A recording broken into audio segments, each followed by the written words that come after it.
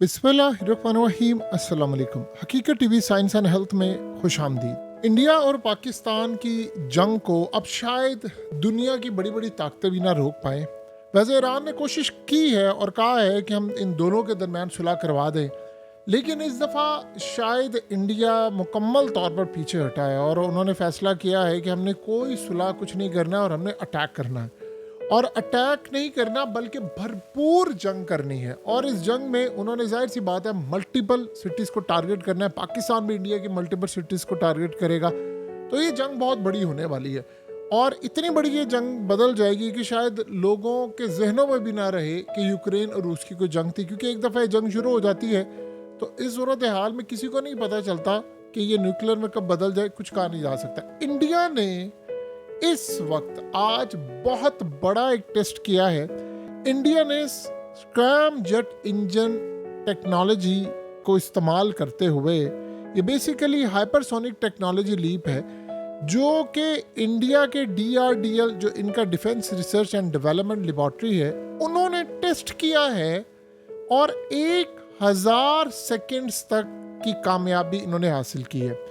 ये बेसिकली वो टेक्नोलॉजी है जो हाइपरसोनिक मिसाइलों में इस्तेमाल होती है। अब इससे होता क्या है कि इंडिया ने आज पाकिस्तान को पैगाम दिया है कि वो ख़ास तौर पर ये स्क्रैम जेट इंजन इस्तेमाल करेंगे पाकिस्तान पर हमले के लिए। ये करते क्या है कि आप इनको अगर मिसाइलों में लगा दें, चाहे बैलिस्टिक मिसाइल्स हों उनमें लगा दें, या आप इनको एयरक्राफ्ट में लगा दें, तो ये हाइपरसोनिक मिसाइलों की रफ्तार से जाते हैं और फिर इनको डिटेक्ट करना तकरीबन इम्पॉसिबल हो जाता है। अमेरिका ने सबसे पहले टेक्नोलॉजी बनाई थी, इंडिया ने इसका पहले टेस्ट किया था तकरीबन 120 सेकंड्स तक, यानी ये रहा।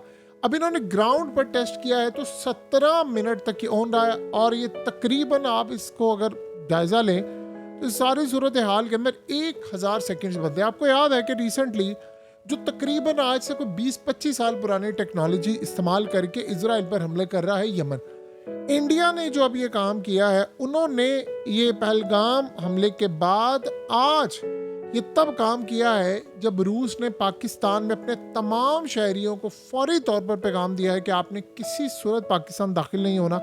जाहिर सी बात है इंडिया ने उनको इंडिकेट कर दिया कि वो अटैक करने के लिए जा रहे हैं और अटैक तो होना है। दुनिया की कोई ताकत अब ये हमला रोक नहीं पाएगी। ना अमेरिका रोक सकता है, ना चाइना रोक सकता है, ना कोई ताकत रोक सकती है, ना मिडल ईस्ट की कंट्रीज, कोई इसको नहीं रोक सकता, क्योंकि इंडिया इस वक्त भरपूर तैयारी कर चुका है और उन्होंने हमला करना है। अब ये जो सूरत हाल सामने आई है, इस टेक्नोलॉजी उन्होंने हंगामी बेसिस पर ये जो टेस्ट किया है, देखिए उन्होंने बना पहले भी लिया हुआ था इंडिया ने, और जाहिर सी बात अब उन्होंने टेस्ट करके पैगाम दिया है कि हम फुल फ्लेज वॉर के लिए तैयार हो चुके हैं। और आप अंदाज़ा करें कि इसकी स्पीड इतनी होती है कि तकरीबन 6200 किलोमीटर पर आवर के हिसाब से ही जाता है, तो ये बड़ा मुश्किल हो जाता है। ख़ास तौर पर इस सूरत हाल में उन्होंने टेस्ट करके पैगाम दिया है कि हम इसके थ्रू अटैक करने जा रहे हैं, तो अब दुनिया की कोई ताकत रोक नहीं पाएगी। तो लिहाजा अब उन्होंने बड़ा सिंबॉलिक मैसेज दिया है कि लड़ाई होने जा रही है। जाहिर सी बात है जब वो करेंगे तो पाकिस्तान भी अटैक करेगा, और अगर आप शहरों को निशाना बनाएंगे तो वो भी बनाएंगे। तो एक बहुत बड़ी लड़ाई है और आज ये टेस्ट इंडिकेट कर रहा है कि किसी भी वक्त हमला होने वाला है, यानी इंडिया की जानिब से किसी भी वक्त हमला हो जाएगा पाकिस्तान के ऊपर। और इस सूरत हाल में पाकिस्तान का रिएक्शन जो होगा वो क्या होगा, ये बड़ी खतरनाक सूरत हाल पैदा हो जाएगी जब दो न्यूक्लियर ताकतें आमने सामने आ जाएंगी। जाहिर सी बात है फिर ये मामला यहाँ तक तो नहीं रहेगा, फिर एक बढ़ते बढ़ते जब आप बंद गली में चले जाते हैं तो फिर मामला न्यूक्लियर की तरफ चले जाते हैं। अब उन्होंने टेस्ट करके पाकिस्तान को वार्न किया है कि अब हम यानी तो ख़ास तौर पर इमीडिएटली रिएक्ट करें ना करें, अब हमला करने के लिए जा रहे हैं। तो हाइपरसोनिक वेपन्स जो होते हैं वो दुनिया के किसी भी डिफेंस सिस्टम के लिए बड़े ख़तरनाक होते हैं। जाहिर सी बात है पाकिस्तान भी इसका इसी तरह जवाब देगा। मैच 5 की स्पीड से, आवाज़ की रफ्तार से 5 गुना ज़्यादा जब ये जाएंगे तो कितनी तबाही मचाएंगे इसका आप अंदाज़ा कर सकते हैं। अब जो सूरत हाल पैदा हुई है वो यहाँ से आप अंदाज़ा लगा सकते हैं कि वाघा बॉर्डर के ऊपर इस वक्त जो तकरीब होती है, जब गेट ओपन होते हैं, एज़ यूजुअल ये तमाम काम होता है, लेकिन अब ये सारा सिस्टम ख़त्म हो गया है। ना गेट ओपन हो रहे हैं, ना कुछ हो रहा है, तकरीब जारी है, लेकिन आप ये समझ लें कि बस झंडे भी उतर रहे हैं लेकिन गेट ओपन नहीं हो रहे। यहाँ से तलखियाँ किस लेवल की है कि इतना रूह चला गया है तलखियों को यहाँ से आप उसका अंदाज़ा लगा सकते हैं। देखिए, इंडिया की साइड पर काफ़ी सारे लोग आते हैं, पाकिस्तान की साइड तकरीबन इस वक्त खाली है। इंडिया में जो रिसेंटली वाक़या है उस पर वो बाहर भी निकले हुए हैं, काफ़ी गुस्सा भी उनमें पाया जाता है।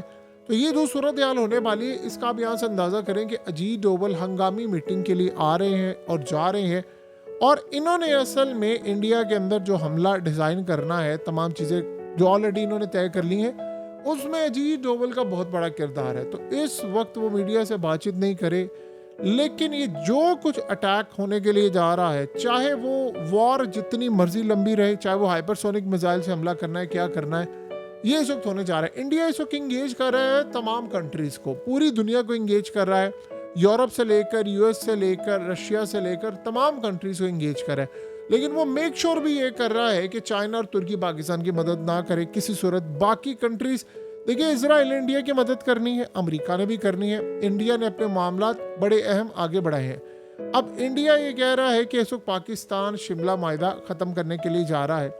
जाहिर सी बात है, ये माहिदा जो तकरीबन 2 जुलाई 1972 को हुआ था, भुट्टो और उस वक्त इंडिया के वजीर आज़म इंदिरा गांधी के दरमियान, ये असल में जब पाकिस्तान टूट गया था उसके बाद ये माहिदा होता है। अब सूरत हाल ये पैदा हुई है कि यानी ये जो इंडियन रियासत हिमाचल प्रदेश के दारुल हुकूमत शिमला में हुआ था, इसलिए इसको शिमला माहिदा कहा जाता है। अब इसमें 2 चीज़ें आप अच्छी तरह समझ लें कि ये मामला क्या है। ये इसमें बाकी सारे पॉइंट्स जो हैं, सियासी आज़ादी, मामलात में मदाखलत नहीं, फलाना नहीं, सब कुछ, लेकिन इसमें सबसे अहम जो सूरत हाल थी वो LOC का मामला था कि एक LOC बनाई गई थी कि जी ये LOC होगी और ये इंडिया की हदूद है, ये पाकिस्तान की हदूद है। जो जम्मू और कश्मीर है उसमें जो सरहद की लाइन है, LOC के तौर पर उसको नामजद किया गया था और ये कहा गया था कि हम इसको तब्दील नहीं करेंगे। दोनों पार्टीज ने कहा था कि मिलकर चलेंगे और कश्मीर का इशू रिजॉल्व करेंगे। अब इंडिया ये कह रहा है कि पाकिस्तान इसको ख़त्म करने जा रहा है। अभी पाकिस्तान इसका ऑफिशियली ऐलान नहीं किया, हो सकता है ख़त्म कर दे। देखिए, मुआहदे जब ख़त्म हो जाते हैं तो फिर सारे मुआहदे ख़त्म हो जाते हैं, ये बात ज़हन में रखिएगा। इंडिया और पाकिस्तान जो टेस्ट करते हैं मिसाइलों के, उनसे पहले इन्फॉर्म भी करना होता है, मिलिट्री एक्सरसाइज जो करनी होती है उसके लिए भी इन्फॉर्म करना होता है।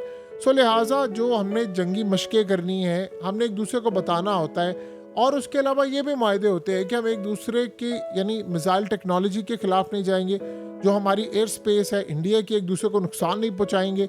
इसके अलावा जो बैलिस्टिक मिसाइल के टेस्ट होते हैं, जो तमाम चीज़ें, उसकी इतलात भी देना लाजिम है। जब ये सारी सूरत हाल हो जाती है, सारे हमने मुआहदे किए हुए हैं इंडिया के साथ, इंडिया ने हमारे साथ किए हैं पिछले काफ़ी अरसे से। अब अगर एक इंडिया ने पानी का जो ख़ास तौर पर 1947 माहिदा इंडस वाटर ट्रीटी जो साइन किया है, जब ये ख़त्म होगा तो जाहिर सी बात है इंडिया ने पाकिस्तान का पानी रोकना है।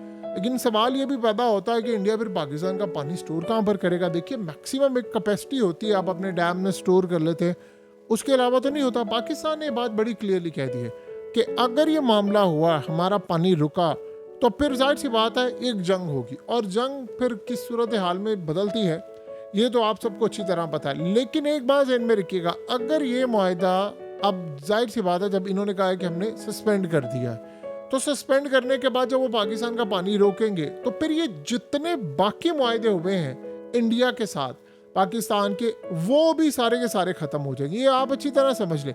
मुआहदा यानी हमने, पाकिस्तान ने इंडिया के साथ 40 दो तरफा मुआहदे किए हुए हैं। इसमें तिजारत है, वीज़े के हसूल है, एटमी हथियारों की फहरिस्त का तबादला है, सिक्योरिटी यानी टेस्ट से लेकर पानी की तकसीम, शिमला मुआहदा, ताशकंद मुआहदा, लाहौर, यानी हर तरह का मुआहदा है। ये सारे एग्रीमेंट टूट जाएंगे। फिर ना कोई मिलिट्री एक्सरसाइज करने से पहले बताएगा, ना फिर ये टेस्ट करने से पहले होंगे, ना हमले, ना फलाना, ना कुछ। जो भी सूरत हाल होगी फिर वो आउट ऑफ कंट्रोल होगी। फिर उसको देखिए, एक दफ़ा ये चीज़ें ख़राब हो गई तो फिर आप सोचे ना कि आज शायद अगर कोई कंट्री कोशिश करे तो वो ये मामला तय करवा ले।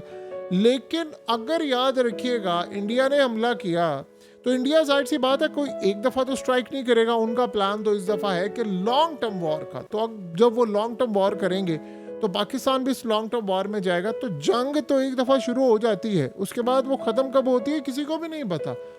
आप यूक्रेन की हालत देख लें, रूस की हालत देख लें, उसके बाद गज़ा की हालत देख लें, आप इजराइल की हालत देख लें कि किस लेवल पर उन्होंने हमला किया। तो जब ये जंगें एक दफ़ा शुरू करना आसान है, एक इवेंट होना, उसके बाद इसको ख़त्म करना नामुमकिन होता है। इंडिया पाकिस्तान पर इल्ज़ाम लगा रहा है, पाकिस्तान कह रहा है जी हमने कुछ ऐसा काम नहीं किया। लेकिन सूरत हाल ये है कि इस वक्त ईरान बस कोशिश कर रहा है कि हम इन दोनों के दरमियान किरदार अदा कर दे, लेकिन शायद इस दफ़ा हो नहीं पाएगा, क्योंकि इस दफ़ा हालात सारी ज़िंदगी में जितनी भी जंगें हुई उससे 1000 गुना ज़्यादा ख़तरनाक है। तो बहरहाल इंडिया इस वक्त तैयारी कर रहा है। देखिए किसी भी वक्त उन्होंने हमला कर देना है, कितना हमला, किस लेवल पर हमला, कहाँ पर हमला, क्या सूरत हाल होगी, ये तो नहीं वो डिस्क्लोज करेंगे, लेकिन किसी भी वक्त अटैक होने वाला है। हकीकत टीवी साइंस एंड हेल्थ की इस वीडियो के नीचे कमेंट ज़रूर कीजिए, अपनी राय का इजहार ज़रूर करें और इस वीडियो को हर जगह शेयर करते हुए चैनल को सब्सक्राइब ज़रूर करें।